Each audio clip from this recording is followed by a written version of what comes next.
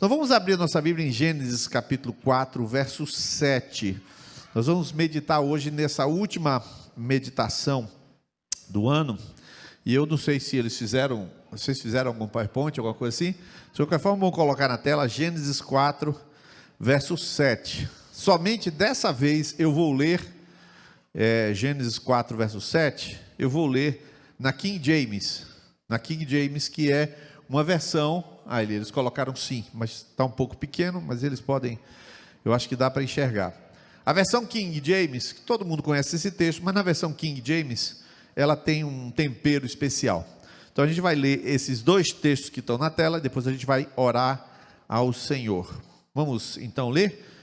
Gênesis 4, verso 7, na versão King James. Vamos lá, quem conseguir ler, vai ser legal. Pode ler.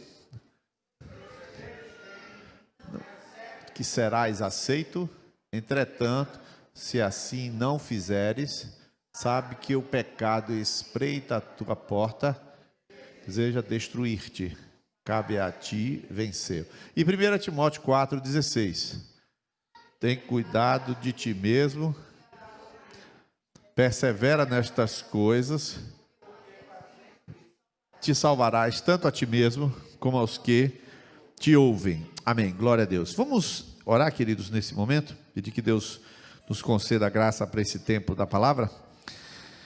Bendizemos o teu nome, Pai, por esta noite, estarmos encerrando um ciclo de aprendizado, crescimento, desenvolvimento espiritual, de maturidade. Eu te agradeço por tudo que tens nos dado, alimentado, edificado. Eu peço que o Senhor nos ajude essa noite, Senhor, a que a palavra encontre não só lugar de compreensão, de revelação, mas encontre lugar de transformação e encontre lugar de obediência em nossos corações. Eu peço em nome de Jesus que assim seja, para a tua glória, Pai. Amém e amém. Queridos, este ano a gente teve algumas experiências. Eu queria citar uma experiência que uma grande parte da igreja teve. Foi a experiência com o CIS. Desde novembro do outro ano, 2019, que um grupo de pessoas, no caso eu, em primeiro lugar, porque eu fui junto com... Eram 8 pessoas, nós fomos para o CIS, e tivemos essa experiência, e várias pessoas aqui fizeram CIS, acho que quase 100 pessoas. Isso não é um indicativo da igreja, nunca cheguei aqui, irmão, tem que fazer, jamais, e nem estou fazendo, mas eu quero comentar algo relevante que tem naquela metodologia de coaching, que eu chamo de imersão em inteligência emocional. Ali, a primeira parte, uma coisa conhecida chamada autorresponsabilidade. O que é autorresponsabilidade? Praticamente é uma doutrina bíblica. Tudo que o homem semear, isso também se fará, ou se você quiser, daquilo que a alma que pecar, esta morrerá. Tem versículos dados para demonstrar que tudo que o homem ele empreende, que está na mão dele, por exemplo, um lar, ele responde pelo lar, Deus vai cobrar dele, como Deus cobrou de Adão. Quando pecou, chegou Adão, foi que houve? Não, comeste do fruto que eu disse para não comer? Então ali começa o ensino da autorresponsabilidade. Só que esse ensino em si da autorresponsabilidade é uma coisa. Ele traz em si algo muito importante, mas ele abre também um leque, digamos assim, para algo que depois do CIS, ou depois de uma experiência de conhecimento, ou depois de uma experiência de coach, ou depois de uma experiência de terapia, ou depois de um tempo na academia, ou depois de uma cirurgia, ou seja, o depois exige uma disciplina de continuidade. Todo o processo que acontece com você, de emagrecimento, qualquer processo que acontece com a gente, exige de nós uma disciplina de continuidade. E é justamente sobre isso que eu vou falar, sobre essa autogestão espiritual. Porque, de fato, o CIS deu um empurrão, mas ele não mudou uma verdade. Ele não mudou uma verdade. Que a pessoa precisava de disciplina antes daquele processo e continua precisando depois do processo. Que a pessoa indisciplinada antes do processo, que continue depois do processo indisciplinada, ela é mesmo que não ter feito processo nenhum. Isso é um lamento, porque apesar de ele saber uma frasezinha muito conhecida que diz: cada um tem a vida que merece, né?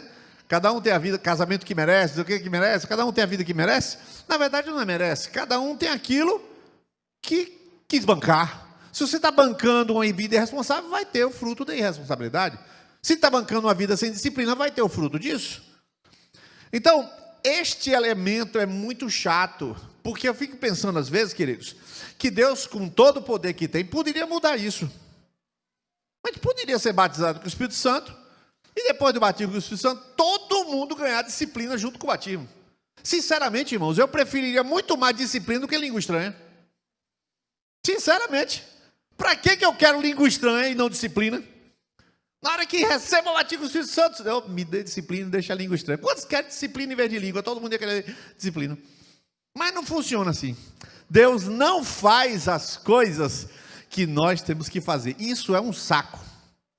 Para não dizer outra coisa. É chato. Deus podia fazer, podia quebrar esse galho para a gente, mas não quebra esse galho.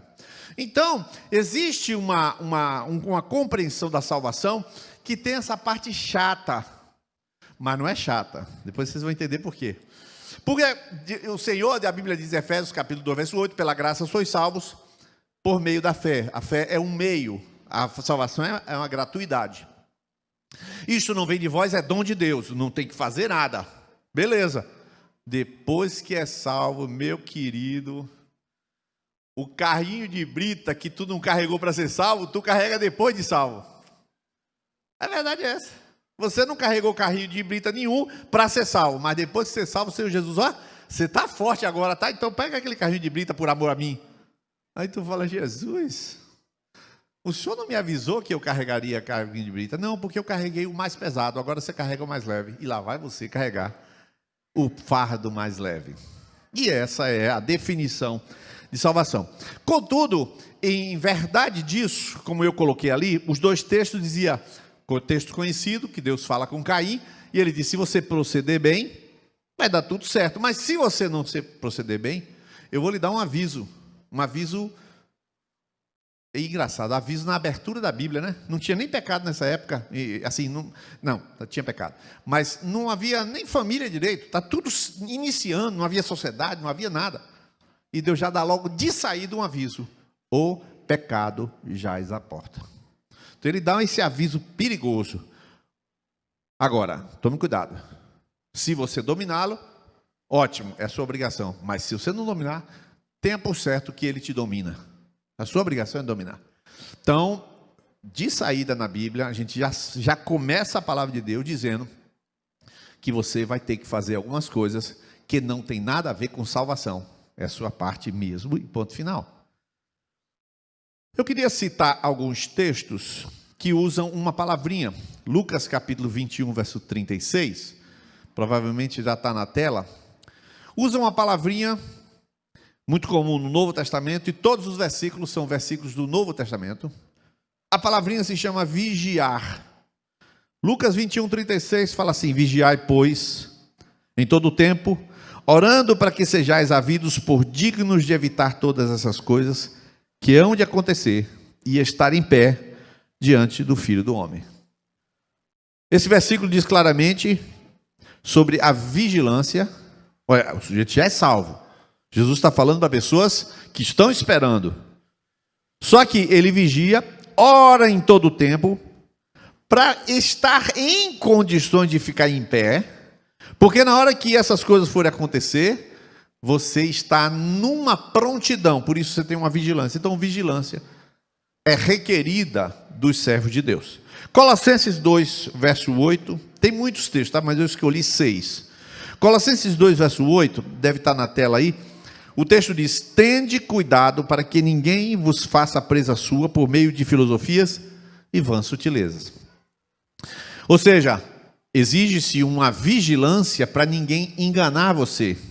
Porque você tem um montão de opções de ensino e oportunidades de assistir às coisas. Queridos, eu sempre faço algumas ressalvas durante aquilo que eu estou falando aqui, porque você precisa compreender bem claramente. Isso aqui não é uma igreja evangélica. Apesar de que tem colegas meus pastores que estão assistindo aqui, né? Tem um pastor da Assembleia de Deus que está assistindo, não vou citar o nome dele, que ele pediu para eu a gente viajar e abrir uma congregação lá em São Paulo. Beleza. Apesar dele estar assistindo agora, isso aqui não é a igreja evangélica. Qual é a distinção disso? Quando você define igreja evangélica, na cabeça das pessoas pode ser qualquer coisa. Pode ser palco, banda, luz, show, discoteca, pode ser qualquer coisa. Então, ó, apaga.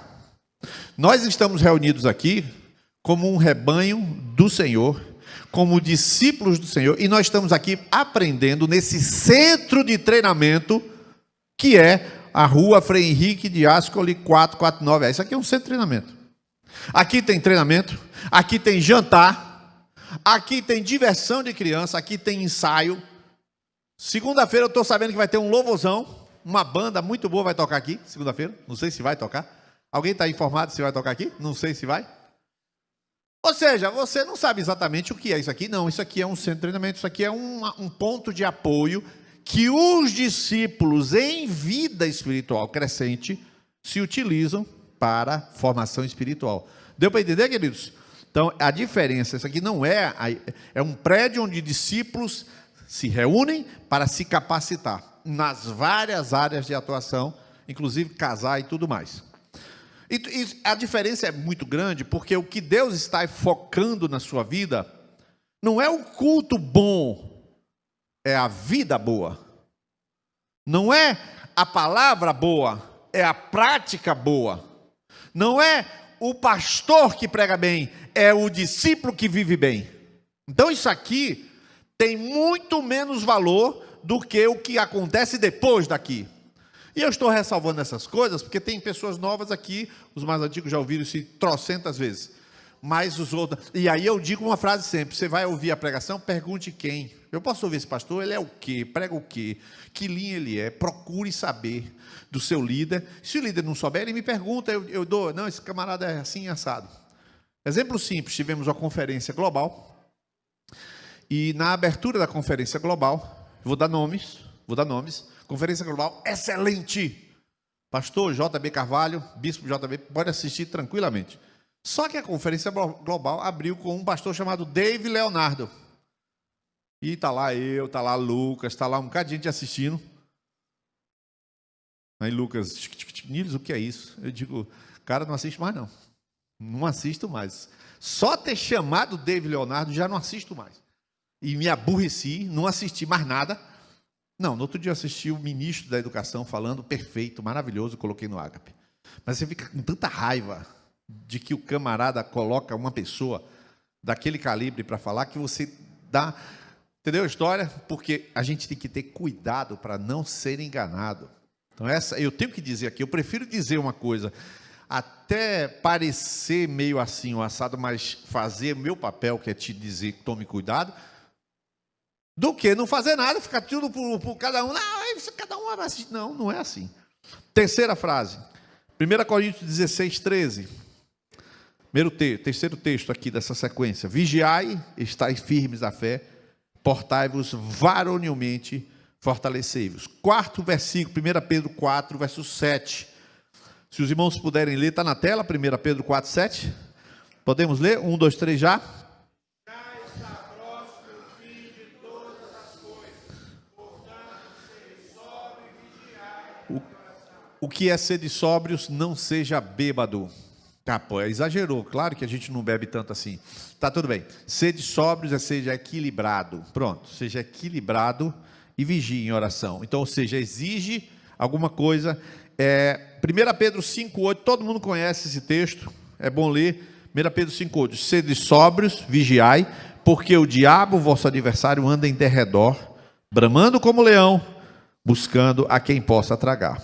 E Apocalipse 16:15, já no finalzinho da Bíblia, Jesus falando, num parêntese do Apocalipse, eis que venho como ladrão, bem-aventurado aquele que vigia e guarda as suas vestes, para que não ande nu e não se vejam as suas vergonhas. Você observa então que o ensino exige, puxa, chama de você, depois de salvo, chama de você algum tipo de postura, algum tipo de atitude. E eu estava falando hoje com Fernanda, e Fernanda ontem lendo a Bíblia, e ela disse assim, eu achei muito interessante, sem saber o que eu ia falar, ela falou assim, achei muito interessante que aquele texto de Romanos 12, verso 2, e não vos conformeis com este mundo, ela citando, mas transformai-vos.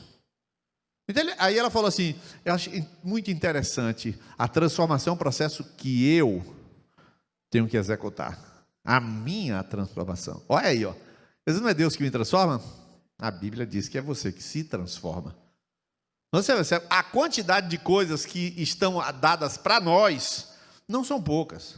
Não são poucas. E nesse sentido, você tem o papel da igreja, o papel do Espírito Santo e o seu papel. O papel da igreja é apontar caminhos, mas não está lá com você com a tornozeleira eletrônica. Não está com você onde você está, seja seu irmão, seja até marido e mulher. Até marido e mulher. Ela tem um limite entre a privacidade do marido e da mulher, seja do trabalho, seja os pensamentos, seja as responsabilidades, são distintas. Então, cada um tem uma atribuição, a indicação, faz assim, mas você vai ter que fazer sozinho, ou seja, nada substitui o papel individual. Por mais que haja ajuda, indicação, acabou a celebração, acabou a macro, você responde por você. Ah, mas eu quero ajuda? Sim, eu te ajudo a você fazer, mas vou para minha casa. Ah, mas eu aciono você? Sim, eu atendo e digo o que fazer, mas desligo e vou dormir. Ou seja, a pessoa tem que fazer. Cada um dará conta de si mesmo a Deus, e não inventei esse versículo, tem na Bíblia, Gálatas capítulo 6, cada um dará conta de si mesmo a Deus, não tem jeito. Então, em função disso, eu quero ler Lucas capítulo 12, é um texto grande, Lucas 12, verso 35, se você puder abrir a sua Bíblia, porque eles vão colocar aí, eu acho que vai estar pequeno. Ah não, eles botaram bem grandão, então você olha na tela, não tem problema, mas se quiser abrir a sua Bíblia, é um texto muito bonito, muito relevante, e é um texto forte, porque Jesus que fala esse texto, não é um texto do apóstolo Paulo falando de Jesus, é o próprio Jesus dizendo sobre vigilância. Olha o que ele diz, estejam prontos para servir e conservem acesas as suas candeias, como aqueles que esperam seu Senhor voltar de um banquete de casamento, para que quando ele chegar e bater, possam abrir-lhe a porta imediatamente. Você vê que é metáfora. Felizes os servos cujo Senhor os encontrar vigiando quando voltar. Eu lhes afirmo que ele se vestirá para servir, fará que se recline à mesa e virá servi-los. Que coisa linda! Mesmo que ele chegue de noite ou de madrugada, felizes os servos que o Senhor encontrar preparados. Entendam, porém, isto: se o dono da casa soubesse a que hora viria o ladrão, não permitiria que a sua casa fosse arrombada. Estejam também preparados, porque o Filho do Homem virá numa hora em que não o esperam. Pedro perguntou: Senhor, estás contando essa parábola para nós ou para todos? Jesus nem deu bola. 41. O Senhor respondeu: quem é, pois, o administrador fiel e sensato, a quem seu Senhor encarrega dos seus servos, para lhes dar a sua porção de alimento no devido tempo? Feliz o servo, a quem o seu Senhor encontrar fazendo assim, quando voltar. Garanto-lhe que ele o encarregará de todos os seus bens.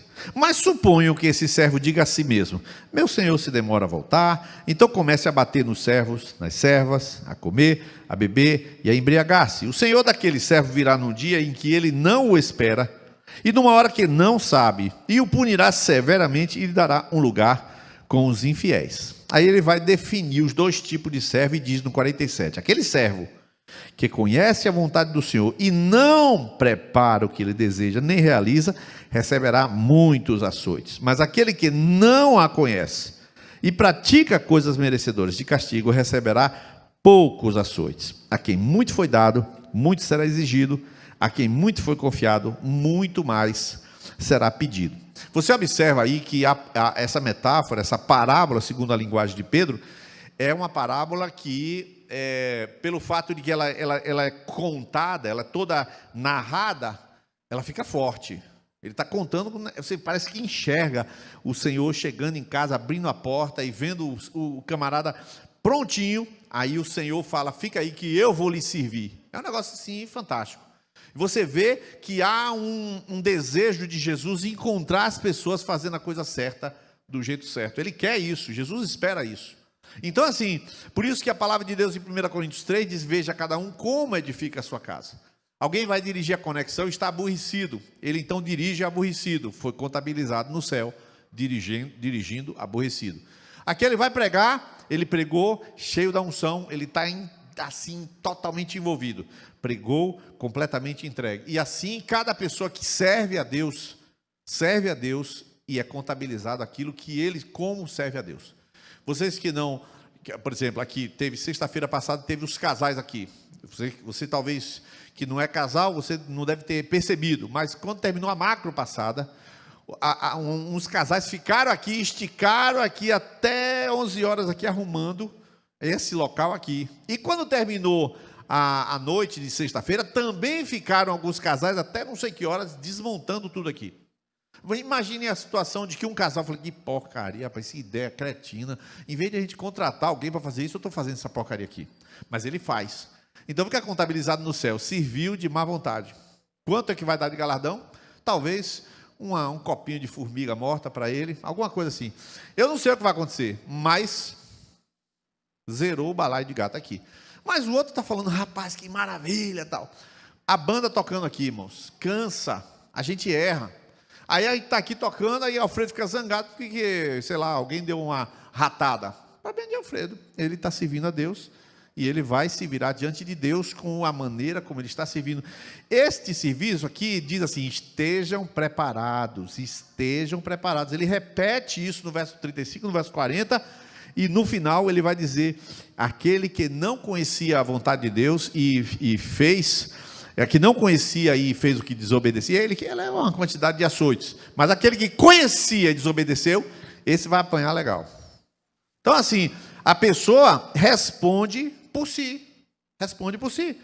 Ninguém pode entrar em mérito de serviço da pessoa. A gente vai ter macro. Chega mais cedo aqui. Você observa, a gente marcou para 7h30 macro. Todo mundo concordou que 7h30. Quem chegava aqui 7h30, qual? 10 pessoas. Aí vamos adiar para 7h45. Quantos chegam 7h45? As mesmas 10 pessoas. Vamos botar 9 horas da noite, aí todo mundo chega. Né? Porque assim, você chega a hora que você entender. Bronca não vai tomar. Agora fique sabendo que é para Jesus que tu chega cedo, ou é para Jesus que tu chega tarde. Não tem nada a ver de ficar aqui. Porque chegou, eu posso perguntar? Posso. Mas quem tem saco de ficar toda hora perguntando? Chegou que hora, irmão? Ah, o engarrafamento aí. Ah, tá bom. E você? Aí faz uma fila aqui para dar uma satisfação. Jamais isso vai acontecer, nem na cabeça da gente. Mas você está fazendo para Jesus.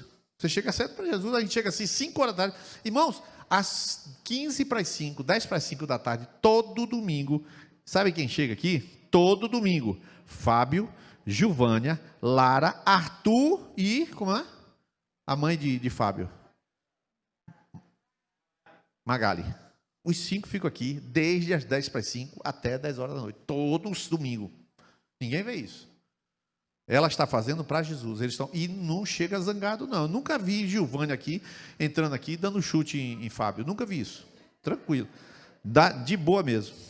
Então, queridos, perceba, a atitude de vigilância, a atitude de cada um é competência individual. Posso ensinar como for, mas aborrecimento é por sua conta e risco, ninguém mete a mão.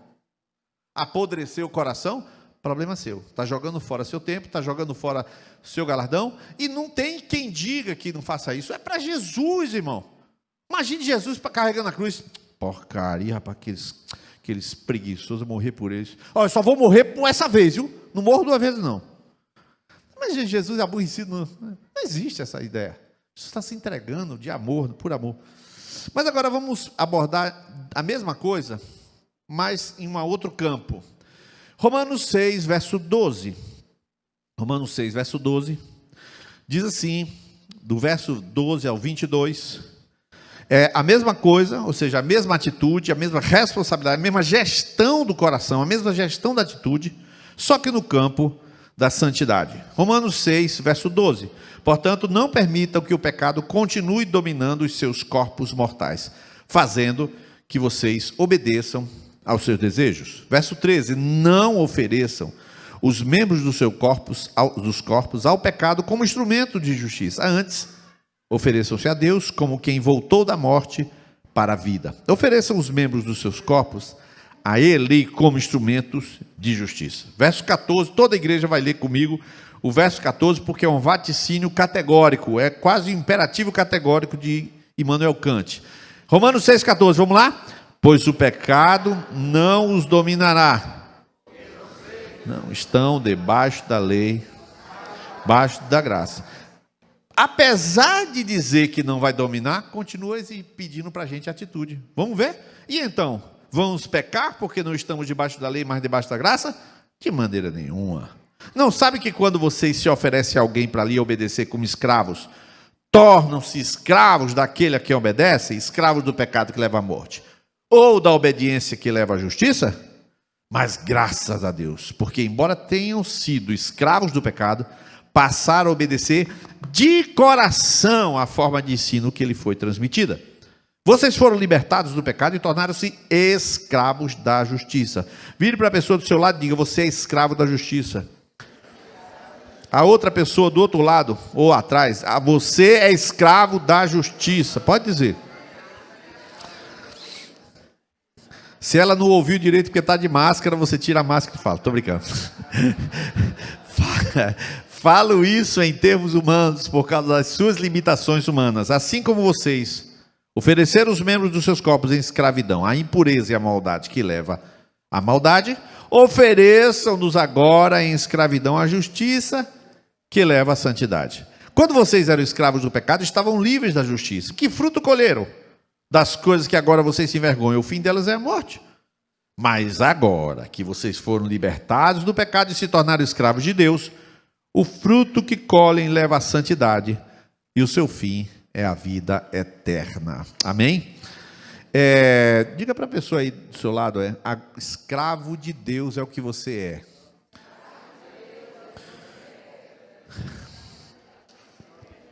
A pessoa já é duas coisas, né? Escravo da justiça, agora é escravo de Deus. É isso aí. Por que isso acontece? Porque a libertação não foi uma libertação em que fez com que a pessoa agora está livre de Deus. Ela está livre para Deus. Ela não está livre de Deus, ela está livre para Deus. Ela também não está isenta da tentação do pecado. Ela deve fazer algo contra a tentação do pecado. Você acabou de ver que o diabo anda em derredor. Se o diabo anda em derredor, então a pessoa tem que saber que ele brama como leão. É ele que tem que entender o que é isso, que barulho é esse? É o do diabo que anda em derredor. Irmãos, é interessante isso, porque esse chamado de Deus para cada um de nós, ele não prevê nesse chamado, não prevê a volta de Jesus, não prevê a chegada do diabo e não prevê o vacilo que a gente dá. Não prevê, não tem previsão bíblica. Que dia você vai pecar? Eu estou pretendendo pecar sexta-feira de manhã. Ninguém faz isso. Mas eu vou pegar sexta-feira de manhã? Não. Aliás, biblicamente, você, nem teoria, você poderia ficar 3 anos sem pecar, 10 anos sem pecar. Porque a Bíblia diz lá em 2 Pedro, capítulo 1, verso 9, porque fazendo isso, nunca, jamais tropeçareis. Está lá escrito. Mas evidentemente que a gente não tem que se gabar dizendo: já tem 8 anos que eu não peco. Já acabou de pecar, né? Falou isso, pecou. Mas não é esse o objetivo. O objetivo não é ficar se gabando. O objetivo é a gente não sabe a hora que Jesus vem, que tipo de tentação virá e quando virá. E quando a gente vai dar vacilo? A gente não sabe isso. Isso está imprevisível. Portanto, você só tem uma forma de você fazer frente a essa realidade: autogestão espiritual. Perceba bem. Você tem que saber quando está mal. Olha o que eu falei. Você tem que saber quando está mal. Você tem que saber os seus sinais. Homens, por exemplo, homens aqui. Quando é que você sabe que você está mal? Quando você tem vários sinais, mas vou dar alguns exemplozinhos. Quando começa a se aborrecer demais no trânsito. Quando sai um pip no trânsito. Entendeu? Você fala assim, em vez de dar um glória a Deus, sai pip, aquele negócio, né? Sai no trânsito. Esse é um sinal. Outro sinal: não tive tempo de ler a Bíblia. Opa, luz amarela. Não teve o quê? Não tive tempo para Deus. Porque não fala claro, não tive tempo para Deus hoje. Pronto. Ah, Deus é um saco, pô. A gente fala e não fala nada. Pronto, diga isso. Depois você se arrepende e fala, pô, Deus, o senhor fala é pela palavra. É isso aí, eu não estava entendendo. É isso mesmo. E aí é quando acontece de você ler a Bíblia e ela não falar nada. E não tá rolando nada. E você está lendo, não está rolando nada. Você faz o quê? Continua lendo sem enrolar nada. É como se fosse Deus, o pai de castigo, assim, deixou o filho de castigo. Ô pai, atende o telefone, chama, chama, ele não está atendendo, e você está aqui, chama de novo, atendeu, alô? Ai, que palavra, é mais ou menos assim. Ou seja, você tem que ter a percepção de quando não está bem. A esposa, quando é que começa a perceber que não está bem? Quando começa a ver muito defeito do marido. O marido tem defeito? Não, a maioria não tem defeito, graças a Deus, né? Mas aqueles que têm defeito, aí Satanás mostra o defeito para a bendita. E ela começa a ver o defeito, né? E ela vê mais defeito, o copo cheio. Outra coisa, quando é que você vê que você não está bem espiritualmente? Quando o futuro lhe sobressalta. A Bíblia diz que a nossa vida está escondida com Cristo em Deus, Colossenses 3:2. Se o futuro está lhe preocupando, você não está bem espiritualmente. Então tem vários indicativos, meu irmão. Você chega lá para conversar com o Luzerne, doutor Luzerne, vai lá, cardiologista. Ele não vai dizer, chega assim para você, ele chega lá, você, Luzerne, eu queria ver como é que eu estou. Espera um pouquinho. Seu colesterol está em... Espera um pouquinho. Sim, papai. 220. Não tem isso. Ele tem que testar. Então ele faz um teste, faz outro teste, faz uma bateria de teste, manda a gente ir para um bocado de lugar, depois manda voltar, ainda tem a condição de dizer, leve para a videira. Devia pagar uma multa, né? Meu Deus do céu, aqui ele vai cobrar dobrado. Até para a videira ele dá atendimento. Ele faz isso. Mas é uma cacetada de papel que ele pede. Porque o diagnóstico só é tirado depois dos testes. Então você deveria ter também uma noção de quando você não está bem. Você tem que saber. O nome disso é percepção, autoconhecimento. Aí o CIS valeu. Porque você faz um CIS daquele ali, você começa a entender o que é historinha. Começa a entender quando você tem crença limitante, coisas que hoje a gente sabe porque está na linguagem de todo mundo sobre o coaching, isso generalizado. Todo mundo sabe o que é isso, não precisa ir para o CIS, nem para Paulo Vieira, nem coisa nenhuma. Na Bíblia, ontem mesmo, Mateus estava lá em casa, aí ele falou, rapaz, eu trouxe o livro para ele aqui, ó, Princípio 4.8, o nome do livro. Sabe o que é Princípio 4.8? Quanto ao mais, irmãos meus, tudo que é verdadeiro, tudo que é honesto, tudo que é justo, tudo que é puro, tudo que é amável, tudo que é boa fama, tudo que tem virtude, tudo que tem louvor, 8 coisas. Seja isso que ocupa o vosso pensamento. Filipenses 4:8. Fator 4.8. Aí eu cheguei e falei, não, rapaz, eu tenho um livro muito bom. Ele falando sobre os pensamentos, a importância dos pensamentos. Aí ele falou isso comigo, falei, eu tenho um princípio, Luzerne leu esse livro, achou maravilhoso, eu também sei esse livro maravilhoso, peguei, pum, trouxe, está aqui, vou emprestar para ele. Ou seja, ele está compreendendo crenças, pensamentos, sentimentos. Então tem que ter autoconhecimento, autogestão. Você tem que saber quando você está atraído demais para o rabo de saia. Não vou falar com mais detalhes, é só isso mesmo, tá? Você tem que saber. Viu, jovem? Você tem que saber. Quando você tem a tendência de algumas coisas, quem é que tem que fazer isso? Isso aí ninguém faz não, velho. Isso não é Espírito Santo, não. O Espírito Santo, ele pode, depois que você peca, ele pode levar você ao arrependimento e faz isso. Mas o Espírito Santo fala, para, rapaz. Sai desse site, rapaz. Espera aí, Deus não vive enchendo o saco, não. Deus dá orientação e você é livre, meu irmão. E ele te deu orientação nessa noite, vigie. Pronto, aí você vigie. Ah, mas não estou a fim de vigiar, não vigie. Ah, mas cansa, fique cansado. Seus corpos são um instrumento de... Você é escravo da justiça. Te vira, negão. Te vira. Eu não consigo fazer devocional, acorde 4 horas. Ah, mas dá sono, acorde com sono. Tome banho gelado. Ah, não compensa o devocional. Diga isso para Deus e vá dormir. Deus, chega. E durma, não tem problema nenhum. Qual é o problema? É você e Deus. Então isso aí parece ser muito o quê? Religião? Não. Não, é porque Deus, o que Deus faz, o que a igreja faz, mas o que você faz. Discipulador não faz isso, é você que faz.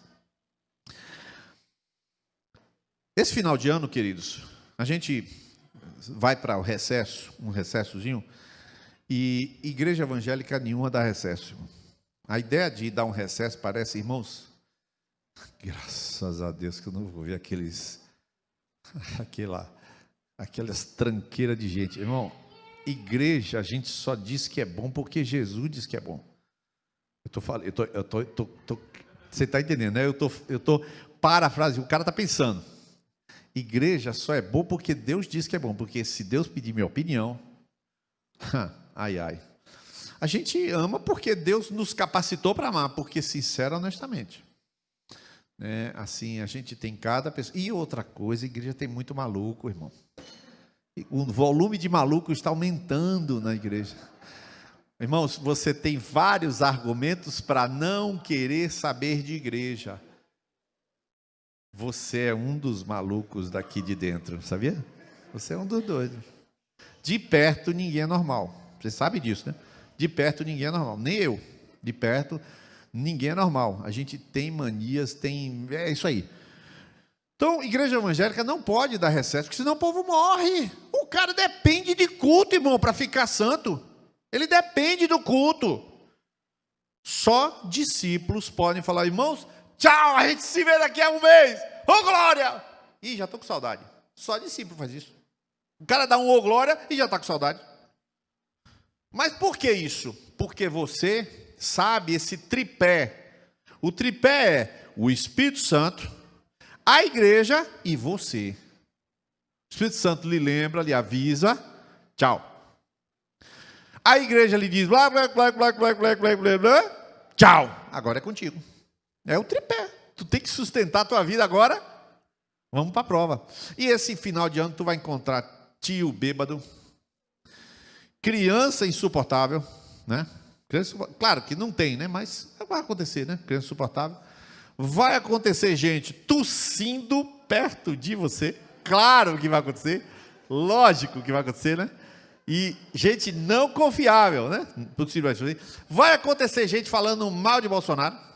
Gente esculhambando com Lula. Irmãos, há catálogo de coisas que você vai vivenciar esse final de ano. Claro que provavelmente você não vai vivenciar nada, porque você vai entrar em lockdown voluntário. Aí é com você. Mas a verdade é que previsão de que essas coisas vão acontecer. E então, você está vivendo um processo de vigilância. Agora você tem o seu testemunho.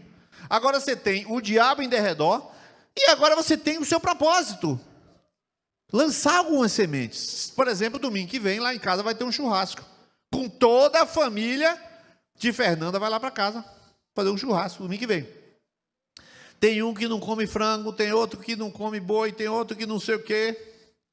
Já começou domingo para mim, mano. Domingo. E eu vou leloxa. E lá eu vou lá fazer o churrasco, vou servir o povo, vou conversar com eles. Amém, glória a Deus, né? Mas como eu estou pregando, provavelmente Deus vai me dar um desconto, uma graça específica, porque eu estou ajudando você. Então, provavelmente eu vou ter uma graça só minha, especial para isso. Mas a verdade é que isso vai acontecer com todo mundo. Vai acontecer. Então eu queria dar para cada um de vocês, a cada um para aqui, 3 dicas, e eu vou ler um poema de Madre Teresa de Calcutá. 3 dicas. Abra aí Isaías 54. Isaías 50, verso 4. Uma coisa que vale para todo mundo, tá?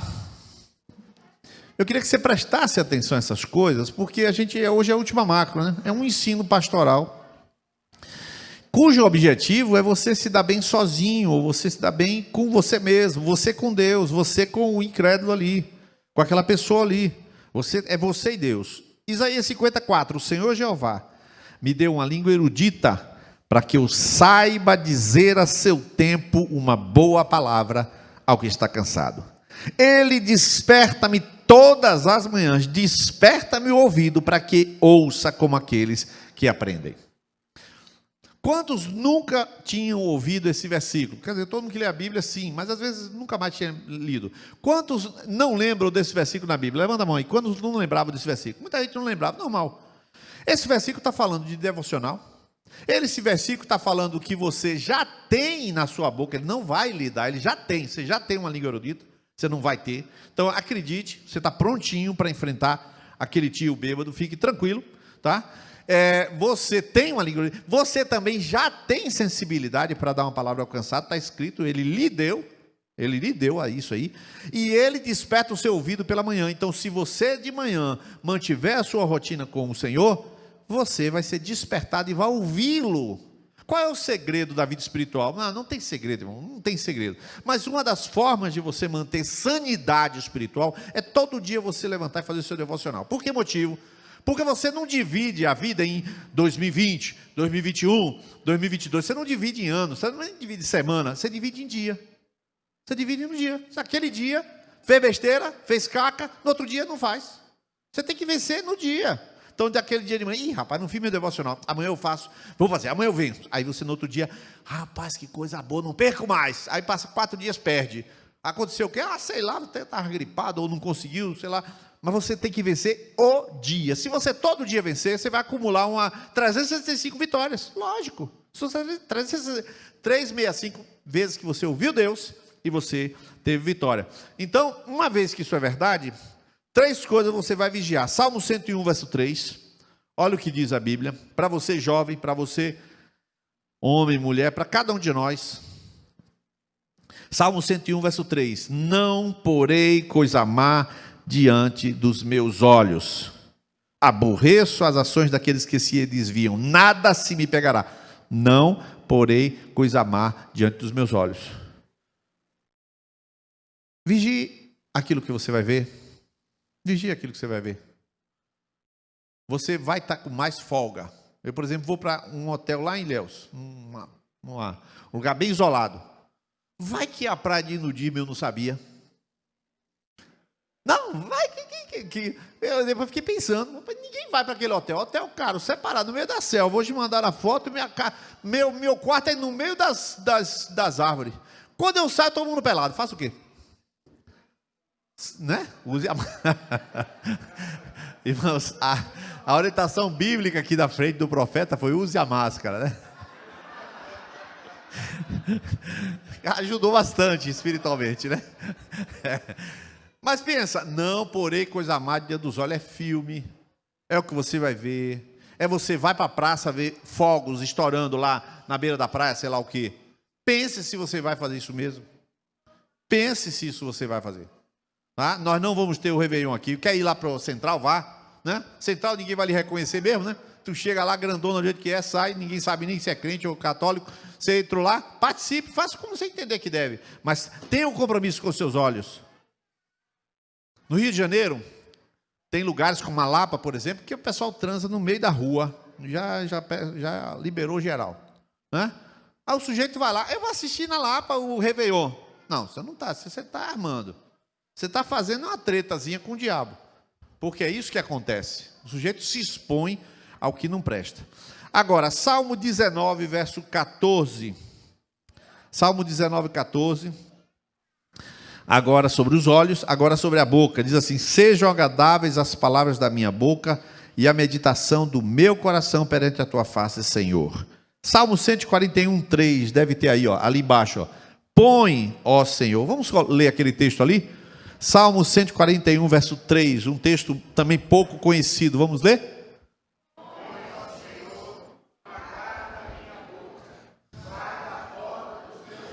Irmãos, cuidado com piada, com gente que tiver, com parente, cuidado com piada, rapaz. Tem piada imoral que é engraçada, né? Tem piada, por quê? Porque não é tão pesada, mas cria uma situação e você começa a rir de uma coisa que não deveria rir. Geralmente piada de gay, piada de... E você começa a cuspir no testemunho. Então, ou você decide que a sua boca não vai falar palavrão, não vai falar o que não deve, ou você não decide. Por isso que o texto diz: põe o guarda à porta da minha boca A vida cristã é boa, rapaz. É maravilhosa. Ninguém está vigiando ninguém. Cada um cuida de sua vida. Agora, a gente instrui, discipulador, pastor, livro, blá, blá, blá, tudo. Você tem todos os recursos e mais 10%. Só que você tem que fazer. Você é livre para pecar. Mas prefira não pecar. Prefira ser cuidadoso. Prefira ser cuidadoso. E por último, a mente. A mente. Esse eu quero ler, Provérbios 4, verso 20 a 23. A questão da mente. A questão da mente. A Bíblia diz que sobre tudo que se deve guardar, e aí eu vou ler de Provérbios 4, 20 em diante, diz assim: filho meu, atenta para as minhas palavras. As minhas razões inclina o teu ouvido. Não as deixe apartar-se dos teus olhos, guarda no meio do teu coração, porque são vida para os que as acham e saúde para o seu corpo. Sobre tudo que se deve guardar, guarda o teu coração, porque dele procedem as saídas da vida. O que é guardar o coração, meu querido? Guardar o coração não é ir lá em Luzerne, não, isso é outra coisa. Sobre tudo que se deve guardar, guarde isso aqui, ó. O coração bíblico é a mente, guarde a sua mente. Queridos, é impressionante o tempo que se gasta naquela imersão de inteligência emocional acerca dos pensamentos das crenças limitantes. Rapaz, é um negócio impressionante. Porque o ser humano, ele pensa asneira e bobagem que é impressionante. Nós damos lugar a pensamentos idiotas. Se a gente fosse dizer publicamente aquilo que a gente pensa. Essa semana, por exemplo, um amado aqui da igreja me disse que ele ouviu um solo que eu tinha feito na guitarra, aí ele mandou aí: rapaz, eu estou arrepiado, que solo foi esse que você fez? Eu respondi para ele, e vou dizer o que eu respondi aqui em público, dizer, a experiência de vocês é a minha experiência, queridos, eu sou gente como você. Eu respondi: poxa, rapaz, que bom que você me deu essa palavra, porque eu tenho pensado coisas tão horrorosas sobre mim como músico. Estou falando a verdade.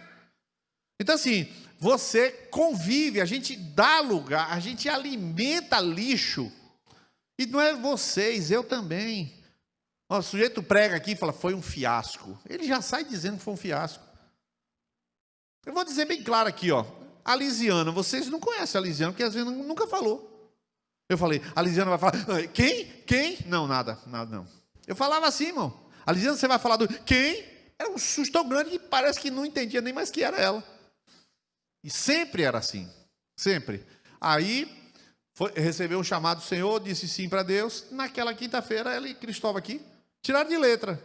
Quando eu chego aqui, que eu cheguei um pouco atrasado, a Lisiana e Cristóvão aqui. E a Lisiana,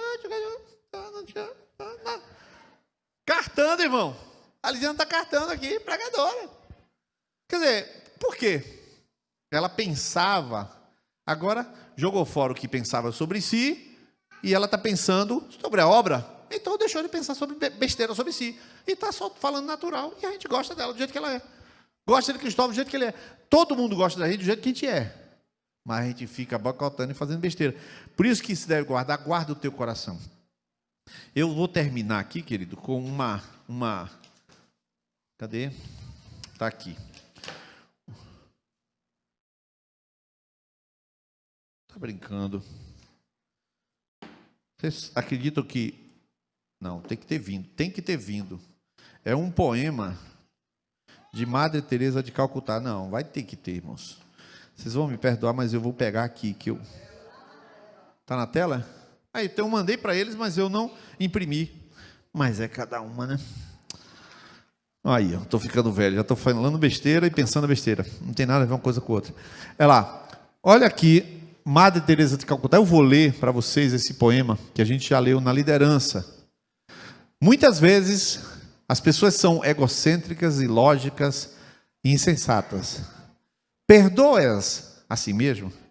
Se você é gentil, as pessoas podem acusá-lo de egoísta, interesseiro. Seja gentil a si mesmo. Se você é um vencedor, terá alguns falsos amigos e inimigos verdadeiros. Vença a si mesmo. Se você é honesto e franco, as pessoas podem enganá-lo. Seja honesto e franco a si mesmo. Se você tem paz e é feliz, as pessoas podem sentir inveja. Seja feliz a si mesmo. O bem que você faz hoje pode ser esquecido amanhã. Faça o bem a si mesmo. Dê ao mundo o melhor de você, mas isso pode nunca ser o bastante. Dê o melhor de você a si mesmo. Veja você que no final das contas é entre você e Deus, e não entre você e os homens. No final das contas é você e Deus. Quando chega de noite que você vai dormir, se você orou, orou para Deus. Se você leu, leu para Deus. Se você ajudou, ajudou para Deus. Se você tratou bem sua esposa, foi para Deus. Se você tratou bem seu marido, foi para Deus. Se você cuidou dessa criança, foi para Deus. Se você não chamou palavrão, foi para Deus. Não foi para discipulador nem para videira, nunca será assim. Isso é o mal. O evangélico é que pensa assim, porque quando ele faz uma bobagem, ele se queima, aí não pode tocar na banda, não pode não sei o quê, não pode pregar, não pode não sei o quê, não sei o quê. Não é isso. É entre nós e Deus, só isso. Amém? Eu desejo que você termine esse ano tranquilo sobre você mesmo. Deus fez em você o que Ele quis fazer. Você resistiu a Deus? Eu também. Você abriu seu coração para Deus? Eu também. Nós demos lugar ao Espírito Santo? Demos, eu dei lugar. Às vezes eu atrasei a obra de Deus? Às vezes eu também atrasei. Todos nós somos humanos. A gente às vezes ajuda, a gente às vezes atrapalha. Então ninguém pode se gabar, mas todos nós podemos chegar diante de Deus e dizer: Senhor, bendize a minha alma ao Senhor e tudo que há em mim, bendiga o seu santo nome. Bendize a minha alma ao Senhor e não te esqueças de nenhum dos seus benefícios, porque é Ele quem perdoa todas as tuas iniquidades e sara todas as tuas enfermidades. Quem redime a tua vida da cova e te coroa de benignidade e de misericórdia, que enche a tua boca de bens, de sorte que a tua mocidade se renova como a da águia. É o Senhor quem faz todas as coisas conosco. Ele começou conosco uma obra e Ele aperfeiçoou a obra que Ele mesmo começou. Aqueles pontos escuros da nossa vida em que a gente não viu, que a gente perdeu, retardou, o Senhor é capaz de esperar e o Senhor também é capaz de se apressar e trazer luz naqueles pontos. Quantos de nós começamos o nosso ano com uma expectativa, de repente um trem passou na frente de todo mundo e a gente teve que ficar parado, o trem passando, o trem da pandemia. E o que significou para cada um de nós? Deus está no controle. Vamos sentar na cadeira e esperar que o trem passe. Quando passar, a gente vai cantar o Senhor do mesmo jeito. E a gente sentou, começou a cantar. E a gente adorou o Senhor, e a gente esperou as coisas acontecerem. Uns com medo, outros sem medo. A gente esperou os que estavam com medo. A gente não ficou criticando quem estava com medo. A gente não ficou xingando quem estava com medo. Medo é próprio do ser humano. Alguns lidam bem com medo, outros não lidam bem com medo. Uns lidam muito bem com as atividades, mas não lidam bem com medo. Outros lidam muito bem com medo, mas não lidam bem com o planejamento de atividade. Cada um tem a sua maneira de ser, mas ninguém é excluído do corpo por ser ele mesmo. O Senhor ama a todos, comprou a todos, e todos têm um grande valor. Ele ama a todos, nenhum fio da cabeça de ninguém cai, exceto o de Alfredo, que já não tem, né? Mas os fios da cabeça de nenhum de nós cai sem o consentimento do Senhor. Assim o Senhor começou na nossa vida, assim o Senhor termina a obra em nossa vida. Eu espero que o ano de 2021, quando Deus fizer assim, ó, para você, você já esteja de prontidão como um militar. Eu sei o que é isso, porque eu sou oficial da reserva. Eu sei o que significa comando, eu sei o que significa o cara olhar para mim assim, está desalinhado. E você não vê o desalinhamento, mas o coronel vê, o capitão vê, e ele manda alinhar. Chegar com um guardanapo assim na minha barba, assim mesmo fazia a vistoria, passar o guardanapo assim, se ficasse uma faísca, se ficasse um fiapo, um guardanapo assim na minha barba, eu tinha que dormir no quartel. Então, assim, isso não é Deus. Deus, Ele fala, Ele vai lá e ajuda a gente. Ele vai lá, faz a barba para a gente. O Senhor não vem como um militar estragando o nosso dia. Ele entrou junto conosco nessa pandemia e viveu conosco a vitória que Ele mesmo nos deu. O Senhor é poderoso, o Senhor é maravilhoso. Não olhe para trás achando que você fracassou. Ainda que você tenha fracassado, Deus não vê você como um fracasso. Não existem fracassos para quem se arrepende. Aquele que se arrepende zera a sua história e formata o seu HD. Deus formatou o seu HD para um novo momento, uma nova história, um novo começo. Lembrando sempre a você, o apóstolo Paulo começou o seu ministério próximo dos 50 anos. Se você não chegou nos 50 anos, tem chance para você, fique tranquilo. O apóstolo Paulo começou o ministério com essa idade de 50 anos. Por que isso? Porque a cronologia vai provar isso, mas a verdade é que havia grandes possibilidades em pouco tempo, e ele realizou grandes coisas em pouco tempo. O pouco tempo nas mãos de Deus se torna extremamente eficaz, desde que você confie no Senhor. Amém? Eu quero que nesse momento você curva a sua cabeça, curva a sua fronte agora, e faça um compromisso de vigilância e de santidade. Faça um compromisso de oração. Eu queria que eu vou falar isso, então você faça um compromisso orando, compromisso de santidade. Santidade é tratar bem filho, tratar bem marido, é falar bem com a sua boca, é pensar direito e é amar este chamado de expressar Jesus. Eu amo atender, servir, acolher e abraçar. Eu amo expressar o amor de Jesus. Isso é santidade. Jesus visto em nós. Eu quero que você faça um compromisso sentado aí. Faça uma oração. Senhor, eu quero, já que eu sou escravo da justiça e escravo de Deus, eu quero assumir hoje um compromisso de santidade, compromisso de simplicidade, compromisso de obediência. Quero que você faça essa oração. Faça essa oração agora, que eu vou tomar uma água. Em 1 minuto você vai fazer uma oração diante do Senhor. É entre você e Deus.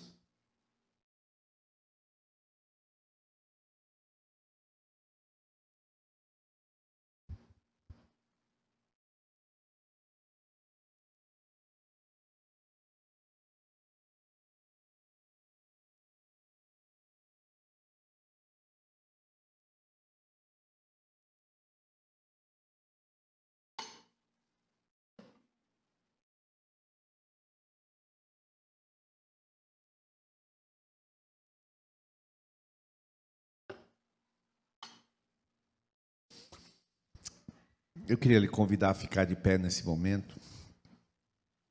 Eu quero fazer uma oração nesse momento. Eu quero fazer uma oração. E essa noite, eu sei que algumas pessoas que estão aqui querem passar a limpo a sua vida. Nós não sabemos o que acontecerá. É dito que em janeiro vai acontecer aquilo que eu já falei, expliquei aqui tantas vezes, o grande reset. Hoje, de novo, o Leonardo Russell falando sobre isso, Russell, cada vez mais claro o que significa isso. Mas aquilo ali não vai mudar a minha vida. Pode mudar o mundo. A minha vida muda quando eu decido dizer, Deus, muda a minha vida. Porque o Senhor não vai obrigar você, nem invadir seu coração, mas Ele lembra você, você é meu escravo, agora apresente-se como instrumento de justiça. Essa noite eu vou orar, nesse momento, quando eu começar a orar, algumas pessoas podem vir aqui à frente para se converter, outras pessoas podem vir à frente para passar este ano de 2020 a limpo. E você dizer, daqui para frente, não vou mais repetir esses erros. Com a ajuda do Senhor, eu me apresento como instrumento de justiça. Nós lemos em Romanos 6, eu não estou orando com emoção, eu estou orando a palavra. E a palavra tem poder para transformar todo aquele que diz sim para ela. Então Deus está chamando você para algo esta noite. Também você só virá aqui se você entender que deve fazê-lo diante do Senhor. E assim que eu estiver orando, por acaso você vier à frente, eu pedi que o presbitério aqui coloque as mãos sobre você, mão no ombro, como for, pode colocar as mãos. E eu queria que, se você viesse, dobrasse o seu joelho. Pai, em nome de Jesus, nós estamos aqui esta noite, Senhor, sem palavras, Senhor, para te agradecer o quanto tu derramaste a tua chuva sobre nós nesta humilde comunidade. Este rebanho, Senhor, que não é formado de estrelas, não é formado de grandes homens, este rebanho que não se vangloria.